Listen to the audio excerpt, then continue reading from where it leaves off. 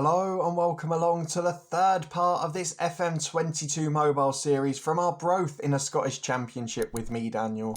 We're back today for two big games in the Championship. We've got Kilmarnock, of course the favourites pre-season who are top of the league, and then Morton who are directly below us. We have encountered a problem we had in FM21 Mobile, which is that the league is incredibly condensed from top to bottom, maybe even slightly unrealistically so.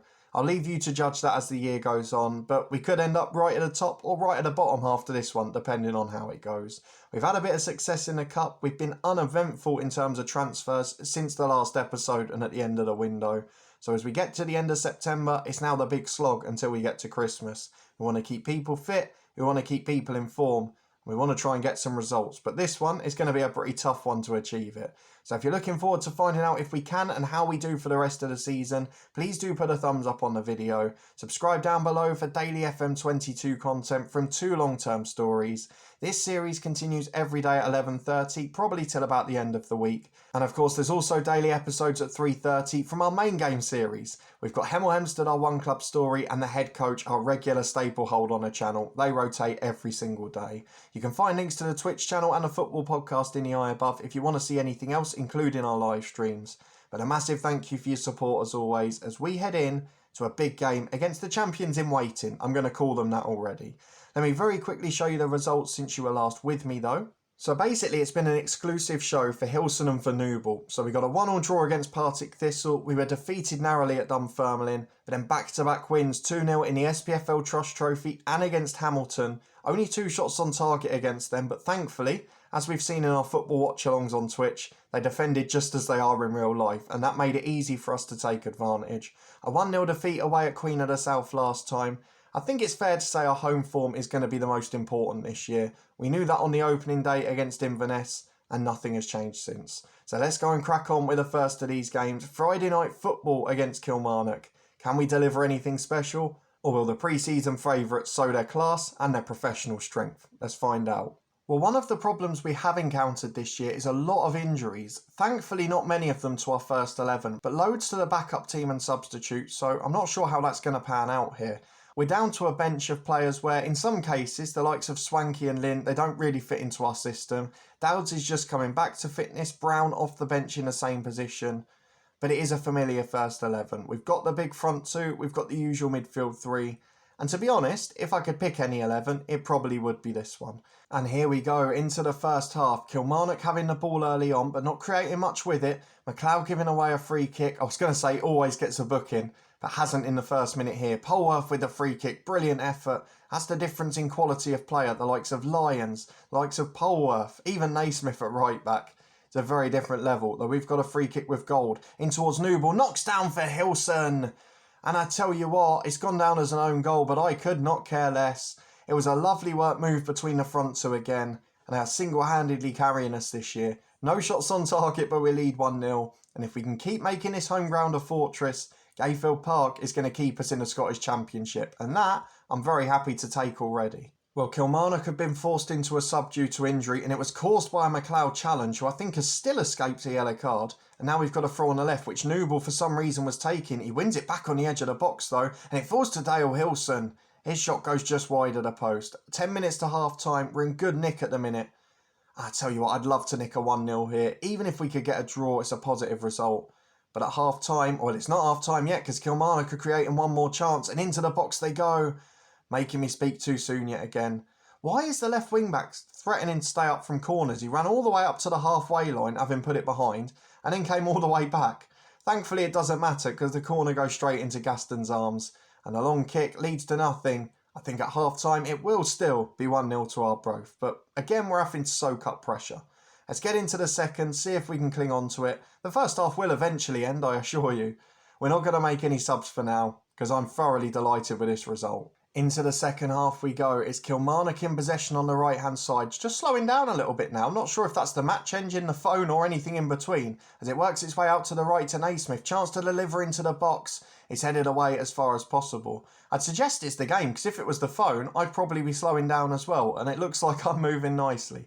As Little goes in behind towards Hilson, he can't quite get there. And it seems to have solved itself now. But we have managed a shot on target, despite it not being the one that led to the goal. It's into the box from Kilmarnock again. And just like real life, Chris Burke's delivery is too good for Scotland's second tier. It's headed into the back of the net, it is 1-1, and 38 minutes is a long time to cling on for a point. Well, we've reached the last 20 minutes, we're going to claim for changes in a minute. We almost went ahead first though, it's out for a corner kick. Let's go and make our substitutions and then we'll see if we can nick a winner or at least hold on. Well, I only want to make 2 changes because I don't feel there's 3 that improves the team and there aren't 3 players that deserve to come off. So at right wing back it's Mills who's come on. We've also bought on in centre midfield Fotheringham. He comes on for Lowe who's on a booking and not had a great game. And we're down the right with Mills, the substitute. In towards Hilson. I thought it was going to be a penalty for a minute but it just peters out. And it remains 1-1. Please let us cling on for a result. I know we don't deserve it. But neither side have created anything really clear cut. They've just had more of the ball and more of the shots. So I'd argue that if we can keep this fitness up, which is going to be a tough ask against a professional side, we should be alright. 10 minutes to go. Cross your fingers, everyone. We need points. We are halfway through 4 minutes of second half stoppage time as Henderson wins the ball back on the left, but he's going to be booked, I think. I thought it was going to be a red for a minute, but we get away with it. Just a yellow card for Henderson. One last chance for Kilmarnock to get it forward. Stokes does just that. Mulvaney to Lyons, wide to Naismith. Chance to get it in from the right, don't you dare. He's offside, I think. We get away with one.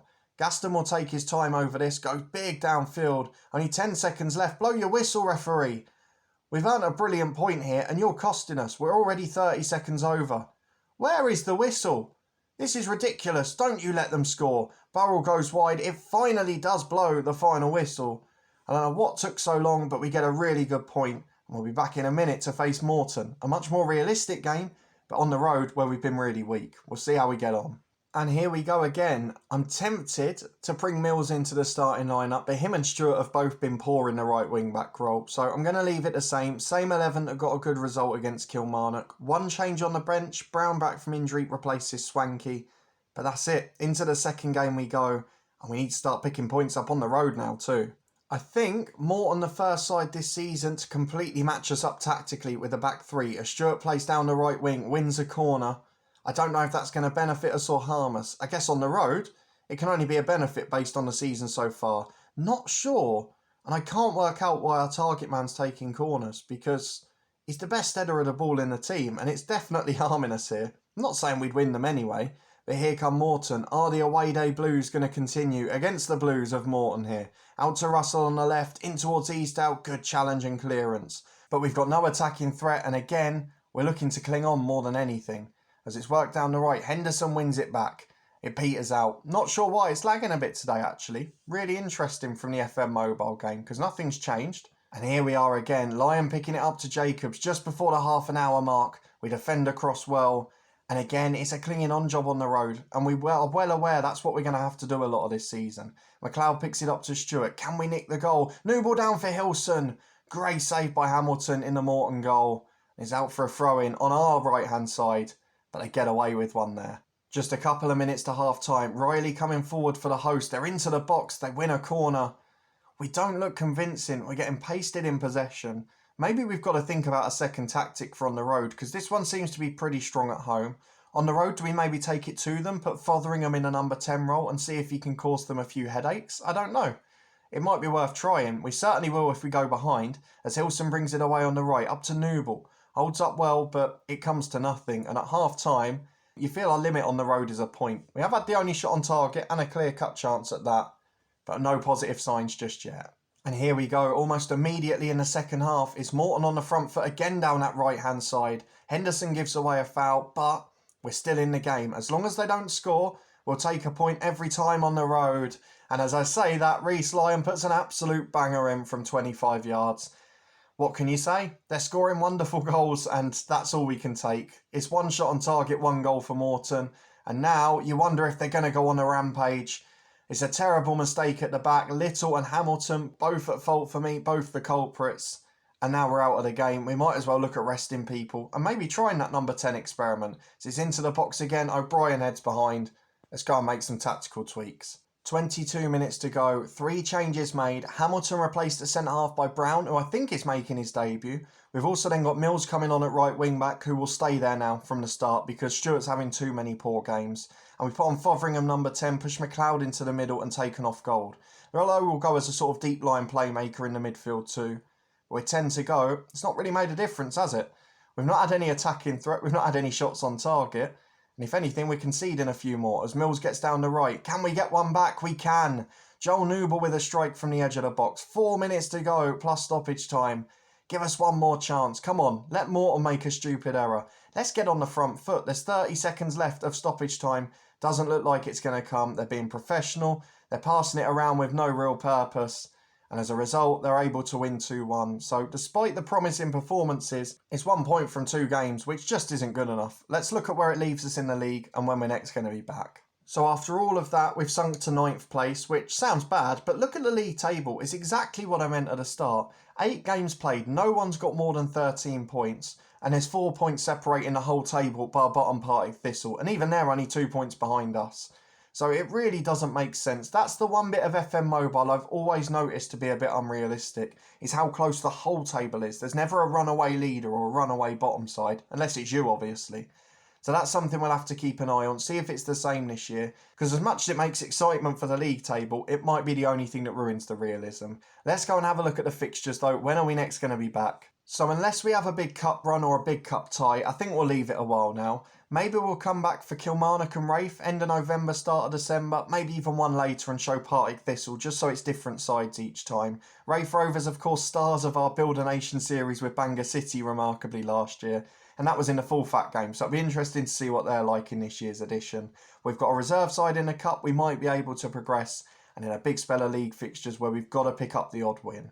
If you're looking forward to finding out what shape we're in when we come back, and you did enjoy this episode, please do put a thumbs up on it. Subscribe down below for daily FM22 content from 2 long-term stories. They rotate each day at 3:30, with this mobile series continuing at 11:30 each day this week. And you can find links to anything you've missed, as well as the podcast channel and the Twitch channel for our regular FM live streams, up there in the eye above. But a massive thank you for watching, your continued support with this series. It is greatly appreciated. And I'll see you next time for Arbroath, hopefully not in a relegation zone. That's what we want to achieve. If we can stay out of that bottom 2, I'll be happy when we come back. Will that be the case? I'll see you tomorrow to find out.